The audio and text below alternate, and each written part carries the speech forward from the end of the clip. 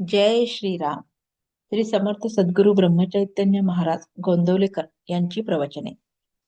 31 जानेवारी. आजचा विषय, नाम हाच भगवंताचा अवतार.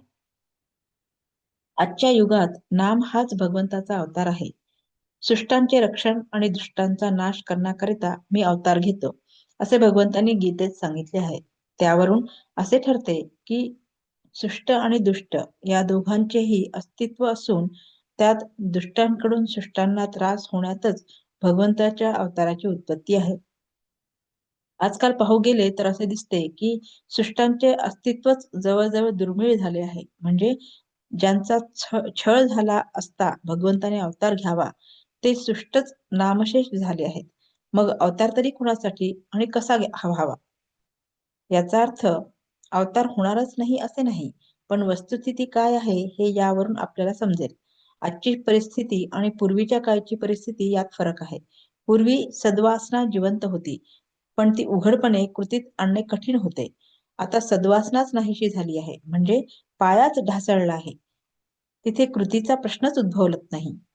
पूर्वी सद्वासना सूक्ष्मपणे का होईना जिवंत होती, पण स्थूल प्रकट कृती दुर्घट झाली होती. त्यावेळी भगवंताला स्थूलात येऊन कार्य करणेच जरूर होते, आणि अशा वेळी अवतार घेऊन म्हणजे सगुण रूप धारण करून भगवंताने कार्य केलेही. आताचा प्रश्न दुर्वासना जाऊन सद्वासना कशी उत्पन्न होईल हा आहे. म्हणजेच कार्य सूक्ष्मातले आहे. म्हणजे जसा रोग तसे औषध, किंवा काट्याने काटा काढावा या न्यायाने उपाय योजना सूक्ष्मातच केली पाहिजे.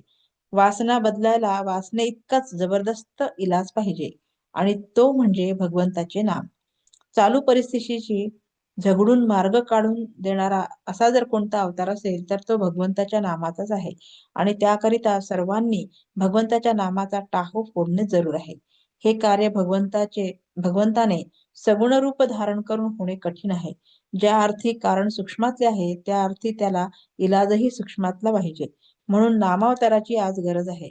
प्रत्येक नामागणिक त्याचा अवतार आहे, आणि त्याची कास धरणे म्हणजेच नाम घेणे हे आमचे आजचे मुख्य कर्तव्य आहे. तेवढे केले की नाम आपले अवतार कार्य करून दाखवेल. आपण आपले प्रेम प्रपंचाकडे लावले आहे, ते नामाकडे लावावे. म्हणजे नामस्मरणात फार आनंद येईल. मनाला नामाची चटक लागली आणि नामाच्या प्रेमातच मन रंगून गेले म्हणजे जन्म सफल झाला. बोधवाक्य: नामाने कलीची सत्ता नाहीशी होते, म्हणून नामधारकाला कलीची बाधा नाही. श्रीराम समर्थ.